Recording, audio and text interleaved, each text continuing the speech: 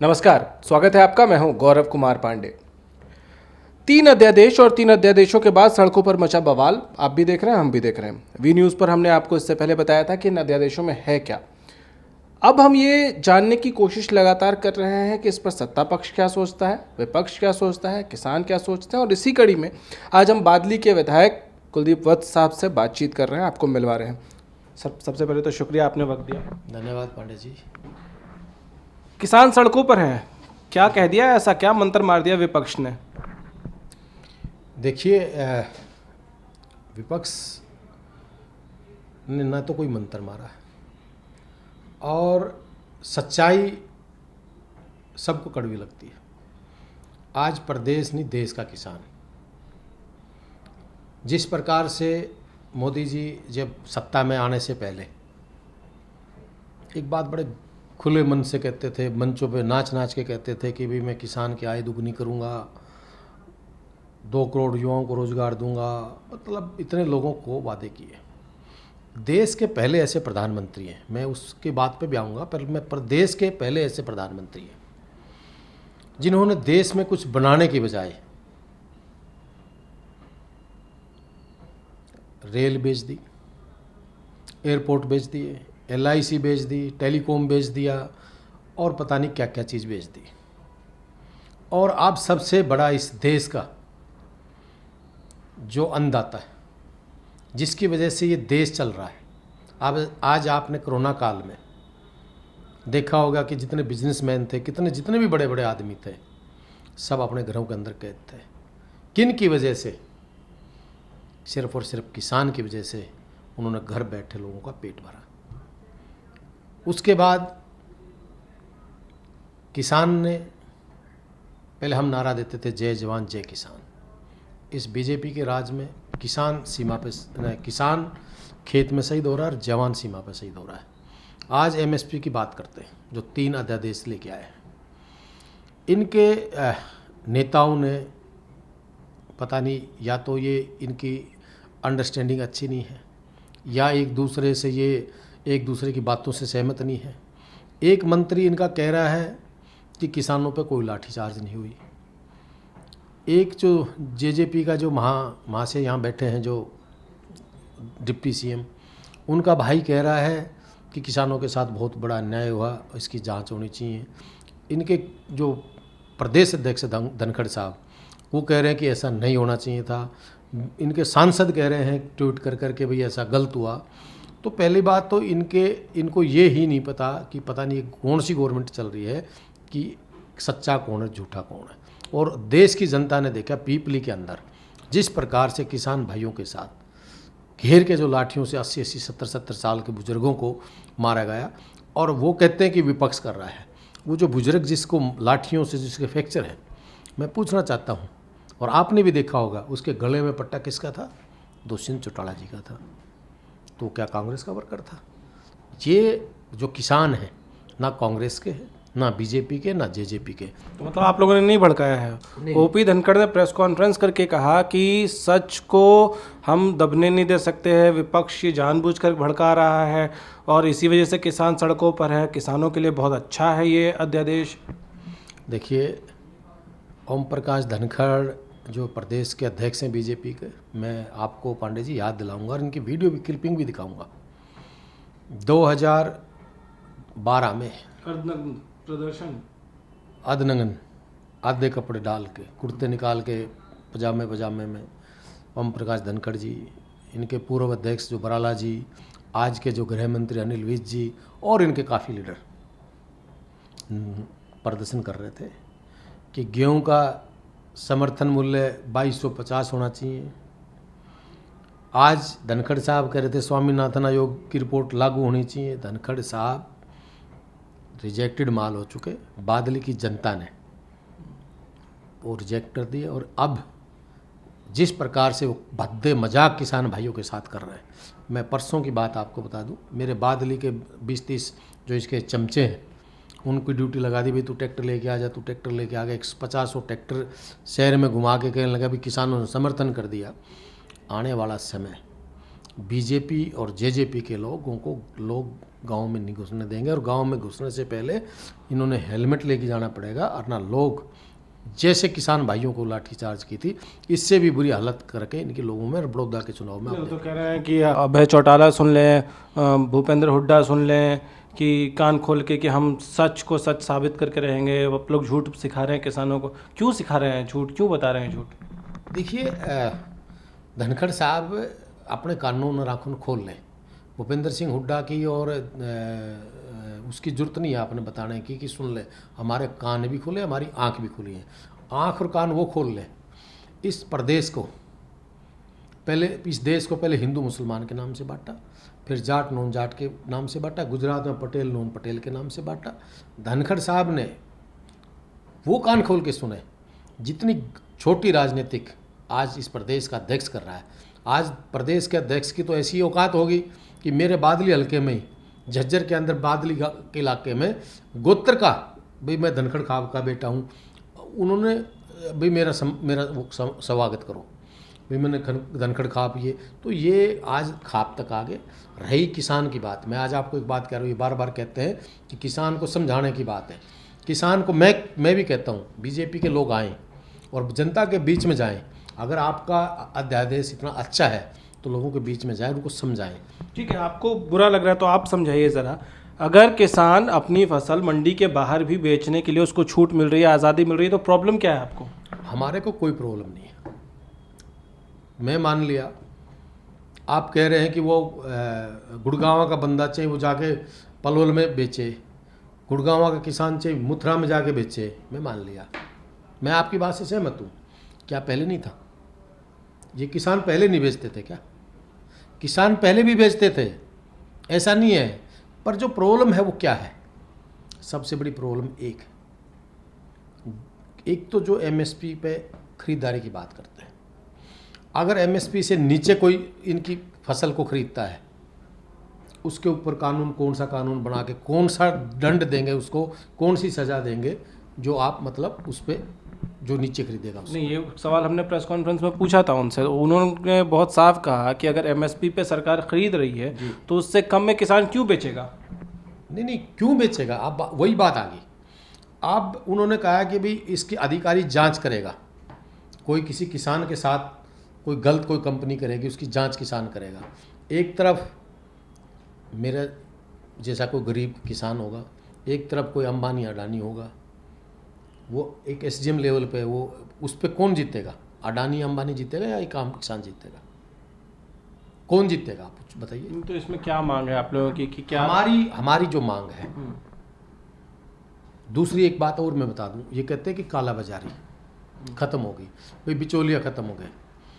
आज एक किसान का मुद्दा नहीं है ये एक प्रत्येक उस गरीब आदमी का भी मुद्दा है, प्रत्येक उस व्यापारी का भी मुद्दा है, प्रत्येक आप जैसे का मुद्दा है, मेरे जैसे का मुद्दा है।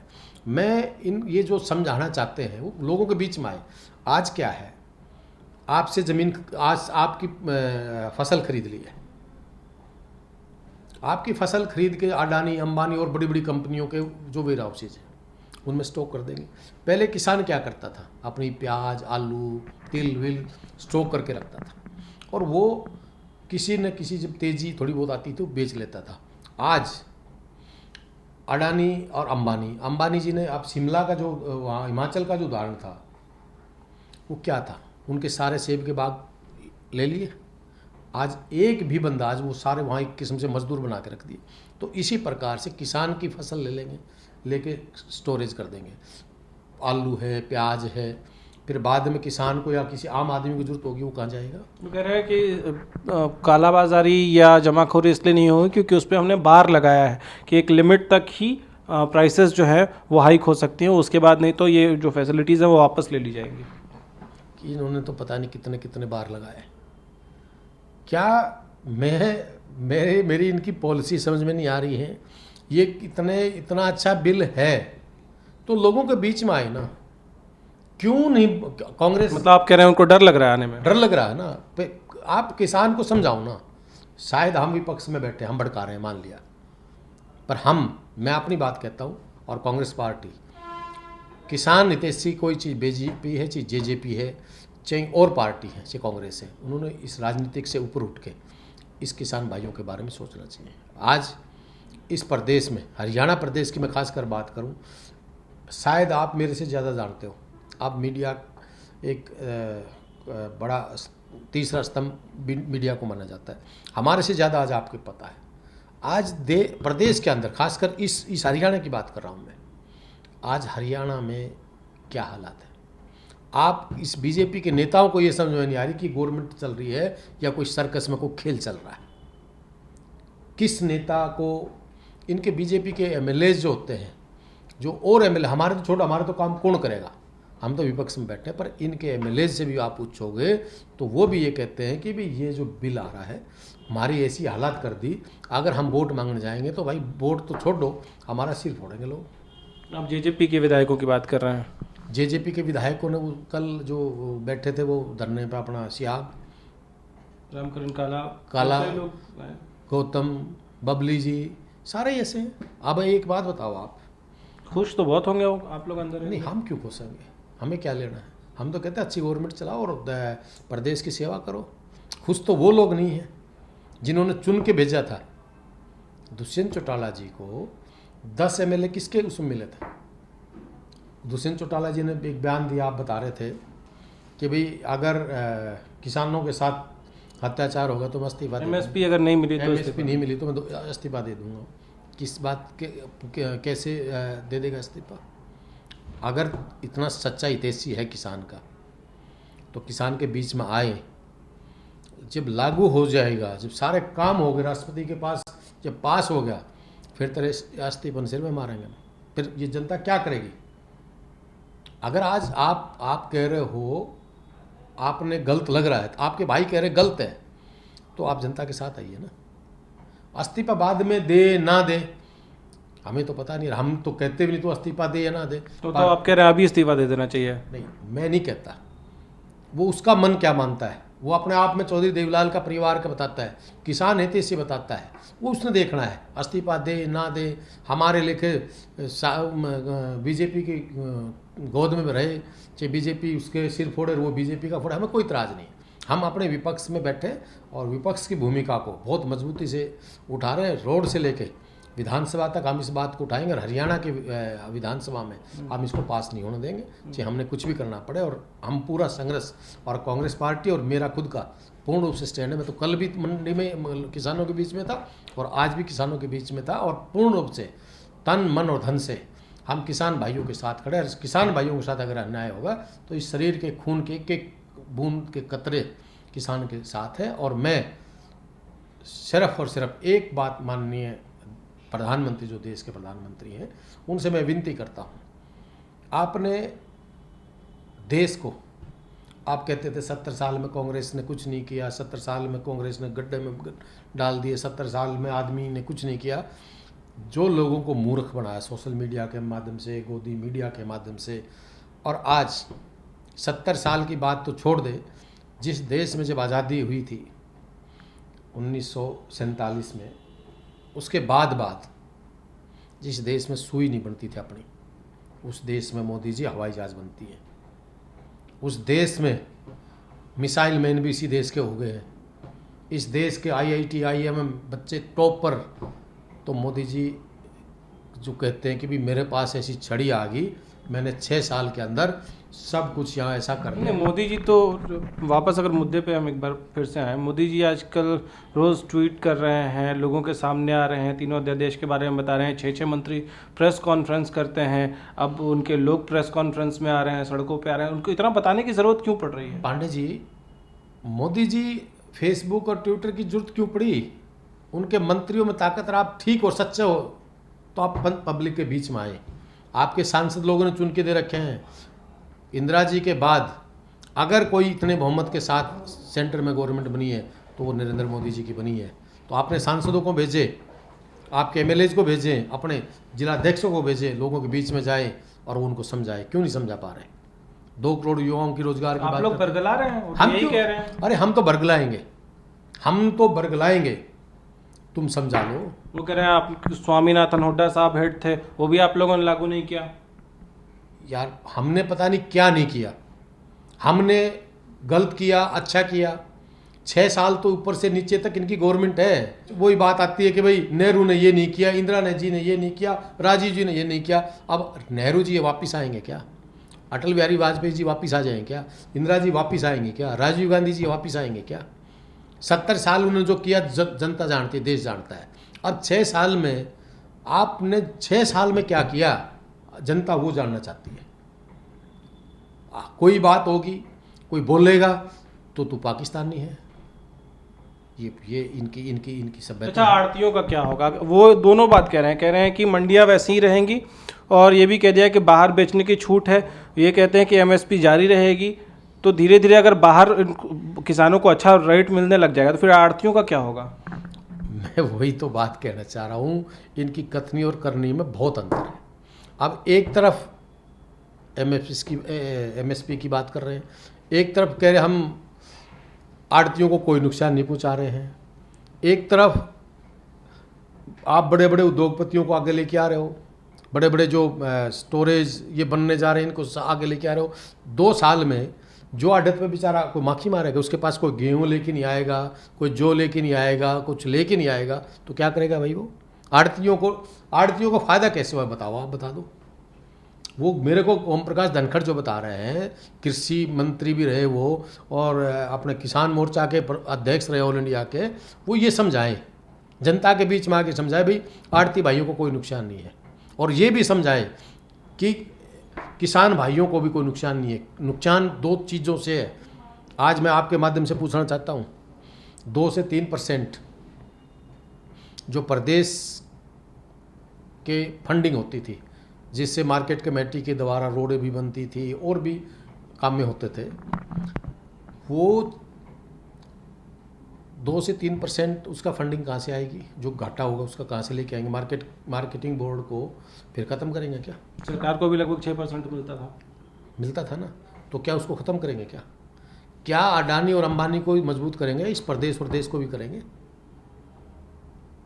ये जो देश आज गड्ढे में डालने का आप काम कर रहे हो, मतलब इतनी आज हाहाकार मची हुई है, दिन दहाड़े लूट खसोट हो रही है, इतनी लूट हो रही है। आप लोग काला कानून कर रहे हैं। दीपेंद्र हुड्डा वहाँ कोरोना संक्रमित होने के बाद भी वहाँ से एक लेटर जारी करते हैं, कहते हैं काला कानून है। राहुल गांधी कहते हैं काला कानून। आप लोग क्या कर रहे हैं? आप लोग विपक्ष में बैठे हैं, आप लोग क्या करेंगे? क्या रणनीति आपकी? देखिए, हम आज भी हमने पूर्ण रूप से सारे, हम जितने हमारे एमएलए थे, 6 जिलाध्यक्ष थे, हमने डीसी के माध्यम से महामहिम राष्ट्रपति जी को ज्ञापन भी भेजा है, और शांतिपूर्ण ढंग से हम इसका प्रोटेक्शन भी करेंगे, और रोड से लेके विधानसभा तक हम लड़ाई लड़ेंगे। और दीपेंद्र जी की जहाँ बात है, दीपेंद्र जी भगवान ने चाहे 2-4 दिन में स्वस्थ होके आपके बीच में होंगे, और उन्होंने भी अपनी रूपरेखा तैयार करी, प्रत्येक हरियाणा के कोने में जाएंगे, इस बात को मजबूती से उठाएंगे। देखिए, आज हम विपक्ष में बैठे हैं, ये मत मानिए कि हमको राजनीति कर रहे हैं। हम ये जरूर है, किसान इस देश को पालता है। मैं भी किसान का बेटा हूँ, आप भी किसान के बेटे हो, खेती की है। किसान के मुंह में कुत्ते वाला हार्ड है, बेचारा खूनम खून हो जाता है। लाख रुपए अपनी फसल पे 1 एकड़ पे खर्च करता है, कभी सर्दी की मार, कभी ओले की मार, कभी बारिश की मार, उसकी कौन सोचता है? अच्छा, सच बताइए, बैठे बिठाए मुद्दा मिल गया विपक्ष को। देखिए, मुद्दा विपक्ष को मिल गया, मैं मान ली, पर अगर सच्चाई पूछ रहे तो आपने कहा ना सच बताना, मैं सच बताता हूँ। मैं किसान और गरीब का बेटा हूँ। मेरे फादर की डेथ हुई, मैं 5 साल का था। मैंने एक एक चीज़ पता है कि गरीबी क्या चीज़ होती है। और एक किसान का बेटा जब स्कूल में फीस जमा कराने का वक्त और टाइम आता है, उस किसान से पूछना वो अपने बच्चों को कैसे पढ़ाता है। किसान से पूछना कि वो अपने बेटी की शादी करता है या बेटे की शादी करता है, वो कैसे कैसे करता है। आज इन्होंने तो कह दिया हम किसान को मजबूत कर रहे हैं। किसान अगर मजबूत होता है तो मैं कहता हूँ, मैं कांग्रेस से अलग हट के कोई ऐसा कानून ये ढंग से बनाए जिससे किसान भाई को फ़ायदा हो, मजदूर को फ़ायदा हो, आम आदमी को फ़ायदा हो, सबसे पहले समर्थन मैं करूँगा। पर राजनीतिक ना करें, पूंजीपतियों की पार्टी बन के ना बने। आम आदमी का जो इन्होंने जो एक संकल्प लिया था, हम एक नया देश बनाएंगे, एक नया कौन सा मेकिंग इंडिया, पता नहीं क्या क्या इन्होंने नाम दिए। तो आज देश का युवा, मोदी जी से मैं आपके माध्यम से ये कहना चाहता हूं कि देश का युवा घर में बेरोजगार हुआ बैठा, कोरोना जैसी महामारी से देश बहुत पीछे जा चुका है, तो इसके बारे में कोई न अच्छे विजन के साथ लेके आए। ठीक है, आप ये सारी बातें कर रहे हैं, जो संसद में हो रहा है, राज्यसभा में जो हुआ उसके बारे में क्या कहेंगे?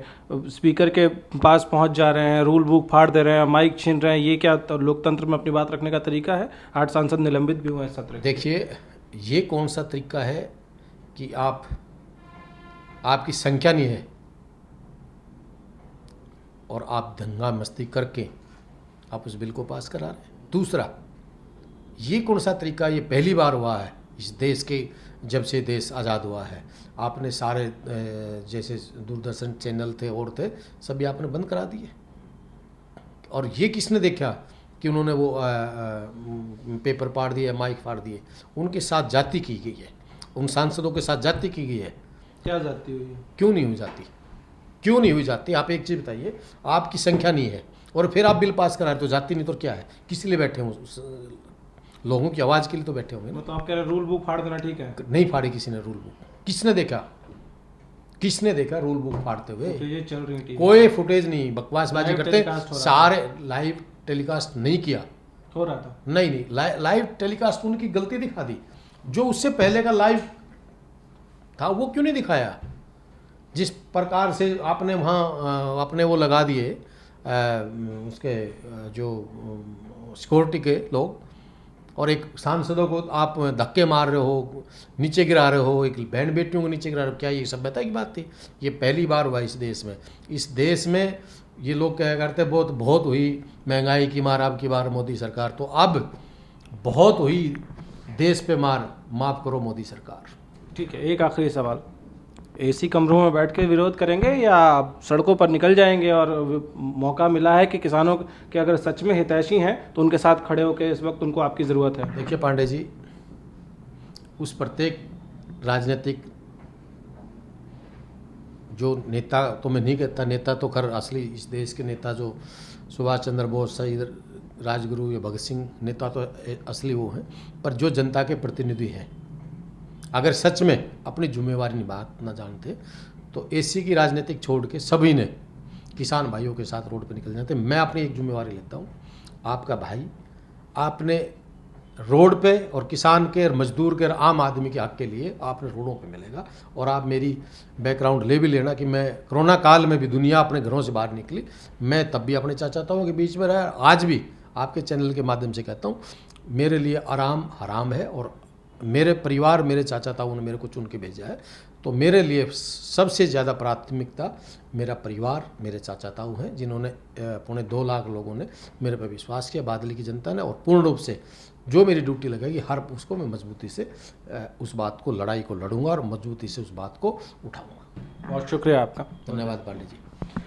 कुलदीप वत्स बादली के विधायक हैं और बहुत ही मुस्तैदी से भिड़े हुए हैं, कह रहे हैं कि मैं एसी वाली राजनीति नहीं करता, मैं सड़कों पर हूं और अपने भाइयों, अपने चाचा ताऊ के बीच हूं, किसानों की आवाज़ बुलंद कर रहा हूं। लेकिन विपक्ष के इस वक्त शायद किसानों को जितनी ज़रूरत है, शायद ही इतनी ज़रूरत है विपक्ष की कभी किसानों को पड़ी है, क्योंकि वो चाहते हैं कि उनकी आवाज़ बुलंद हो।